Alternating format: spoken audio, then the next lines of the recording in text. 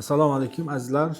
Bugun sizlar bilan psoriaz kasalligi haqida to'liqroq ma'lumot berishga harakat qilaman. Boshladik bo'lmasa. Psoriaz kasalligi bu autoimmun kasallik hisoblanib, terining asosan tizza, tirsak, qo'l va boshqa joylardan boshlanib yoki butun badandan boshlanishi mumkin. Boshida mayda qizil toshmachalar bo'lib, undan keyin usti qipig'li, ya'ni blyashkali oq mayda tangachalar bo'lib, badanning hamma joyida paydo bo'lishi mumkin.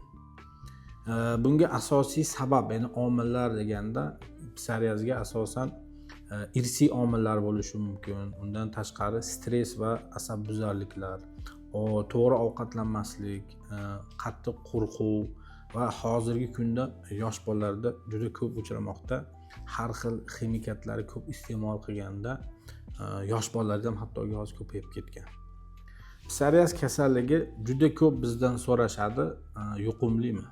Yo'q, psoriaz kasalligi hech qachon yuqmaydi. Psoriaz kasalligining asosiy turlari bu oddiy psoriaz, blyashkali va pustulyoz psoriaz hozir juda ko'p uchramoqda. Endi juda ham keng tarqalgani bu, ya'ni blyashkali psoriaz, usti qipalashgan, nimaga o'xshagan psoriaz. Asosan bu kasallik shunaqaki birdaniga chiqib qolishi mumkin. Ba'zi bolalarda, yosh bolalar bo'lsa, ba'zida 40-50 yoshda, hattoki 70-80 yoshda ham keyinchalik bu kasallik paydo bo'lyapti. Bu kasallikka oldini olish uchun nima qilish kerak deb juda ham ko'p bizga yozishadi. Bu kasallikka oldini olish uchun birinchidan to'g'ri ovqatlanish. Undan keyin har xil ximikatlardan voz kechish, asabbuzarlik, stresslar bo'lmaslik kerak. Qolgani endi u irsiy omillar borligi uchun hech kim bilmaydi qana irsiy omillar borligi. Asosan kelib chiqish sababi shulardan iborat. Endi buni davolanishi, bizga juda ham ko'p odamlar murojaat qiladi. Qanday davolaysizlar yoki uy sharoitida davolab bo'ladimi degan savollar juda ham ko'p. Bu kasallikni o'zi aslida psoriaz uchun alohida hali dori-darmon yo'q. Ya'ni ishlab chiqarilmagan. Qo'shimcha davolan bu kasalliklar uchun, misol uchun immunitet ko'tarish kerak, vitaminlarni tekshirish kerak. Ya'ni D vitamin yetishmaganda ham bo'ladi, vitamin A, vitamin E va boshqa nimalarni tekshirib, o'sha vitamin terapiya. Undan keyingisi ichki organlarda, misol uchun oshqozon, ichak, jigar shunaqa organlarda kamchiligi yoki kasalligi bo'lsa, uni davolash kerak. Undan keyin nevropatolog, nevrolog maslahatini olib turish kerak. Ya'ni ko'p odamlarda stress, asabbuzarlik ko'p uchraydigan bo'lsa, u tomondan bartaraf qilish kerak. Endi bu kasallik shunaqa kasallikki, odamni psixologik o'zgarishlar bo'lib, hattoki psixik zarbalar bo'lishi mumkin. Borgan sari bu shunaqa kasallikki, ko'pchilik bundan xijolat bo'lib, hattoki ko'chaga chiqishga ham uyaladi, tortinadi. Shuning uchun bitta uyda kirib olib, uylanib, qarab bu tuzaladimi, yo'qmi deb bu jarayonda ham kasallik avj olib ko'payib ketadi. Undan keyingisi esa psixikasiga ta'sir qiladi. O'shani hisobiga ba'zi kasallarimizda shuna holatlar uchrab turadi.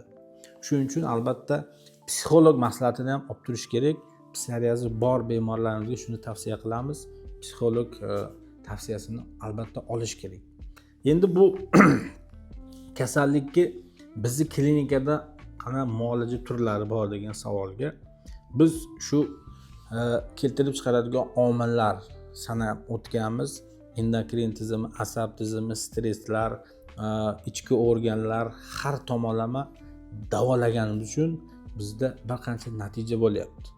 Misol uchun bizni klinikamizga kelgan bemorlarimizni hammasini birinchi 10 kunlik muolajaga olamiz. 10 kun ichida birinchi oshqozon, ichak, trakti, har tomonlama jigar va qo'shimcha parazit, ya'ni gijja, gelmitlarni ham shu nimani ichida davolaymiz.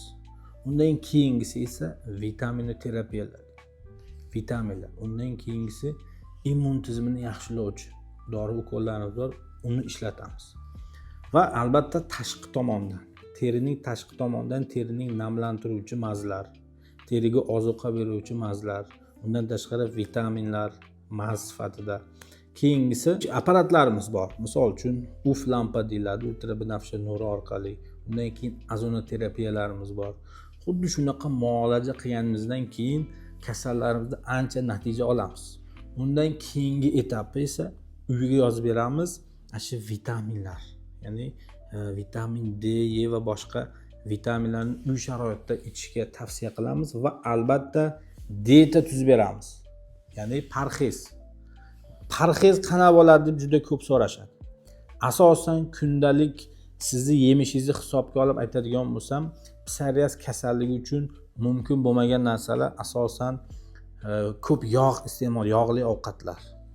Undan tashqari shirinliklar, qizil narsalar, pista, bodom, semichka, yana shunga o'xshagan narsalar, fast food ovqatlar, qazi qarta, shunga o'xshagan narsa, sitrus mevalar. Asosan shularni iste'mol qilmasa ancha yaxshi yuradi. Ya'ni kun davomida bizda nima bor, pishiriq, tort, shirinlik yeb qo'yishadi. Gazli ichimliklar mumkin emas. Ya'ni rangli kola, Pepsi, Fanta, sok-pok shunaqa narsalar juda ham ko'p iste'mol qilishadi. Yoki har xil salatlar, oliviya, boshqa har xil turdagi salatlar mumkin emas. Sizlarga oddiyroq, osonroq qilib parhez tuzib beraman hozir. Kun davomida iste'mol qiladigan ovqatlaringiz bu uyda qilinadigan mastava, sho'rva, shovla, osh, dimlama, bosma, shashlik, qiyma bo'lmasligi kerak va boshqa shu turdagi ovqatlar. Faqat shu ovqatlar tarkibida mosh, no'xat, loviya, tuxum, kolbasa, sosiski, shunaqa sun'iy narsalar bo'lmasligi kerak. Shu narsalarsiz ovqatlansangiz bo'ladi.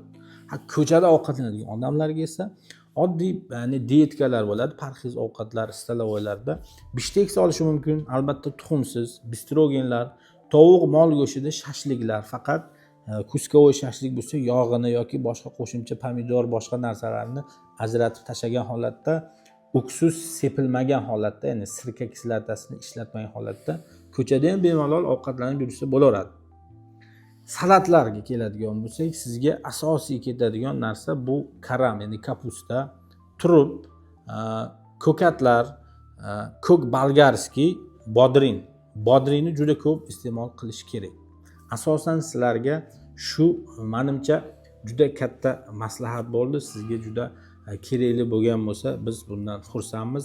Keyingi video sizga ko'rinish uchun bizga podpisatsiya tugmachasini bosib qo'ysangiz, bizning keyingi videolarimiz sizga albatta belgi berib tepada ko'rinib turadi.